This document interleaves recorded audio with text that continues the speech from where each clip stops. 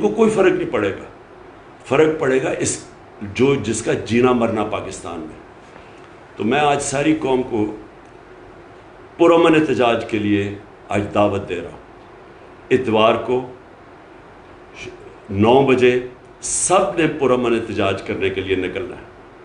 میں ساری اپنی قوم کو، ہر شعبے کو، ٹریڈ یونینز کو، پروفیشنلز کو، ڈاکٹرز کو، انجینئرز کو، کلرکس کو، سرکاری نوکروں کو، میں آج سب آپ کو دعوت دے رہا ہوں کہ اگر آپ نے یہ تماشا مزید اور دیکھنا ہے تو یہ یاد رکھیں کہ جو آگے مہنگائی آ رہی ہے وہ اس سے بہت بڑھ کے آ رہی ہے۔ تو میں سب کو آج دعوت دیتا ہوں، اتوار کو 9 بجے آپ نے سب نے احتجاج کرنا ہے، اور میں انشاءاللہ اسکرین کے ذریعے، ویڈیو کے ذریعے میں 10 بجے آپ سب سے بات کروں گا ویڈیو اسکرین کے ذریعے۔ تو میں چاہتا ہوں کہ آپ سب نکلیں پرامن احتجاج، اور اپنے شہروں میں نکلیں، اور شام کو 9 بجے نکلیں، اور 10 بجے میں آپ سے بات کروں گا۔ میں یہ چاہتا ہوں کہ ایک پیغام جائے ان لوگوں کہ اگر آپ سنبھال نہیں سکتے تھے اس ملک کو تو کیوں اتنی سازش کی؟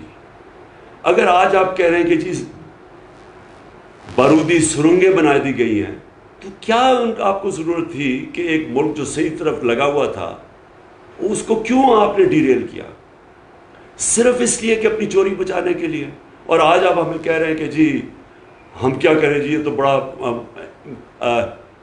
انٹرنیشنلی قیمتیں اوپر بڑھ گئی ہیں، عالمی بحران ہے۔ آج آپ کو یہ یاد آیا ہے؟ آپ کو نہیں پتا کہ یہ پہلے سے ہم جو سارے فیس کر رہے تھے، بار بار میں بتا رہا تھا کہ ہم بڑی مشکلوں سے اپنے لوگوں کو مہنگائی سے بچا رہے ہیں، اور یہ جو عالمی مہنگائی ہے اس سے ہم پروٹیکٹ کر رہے ہیں۔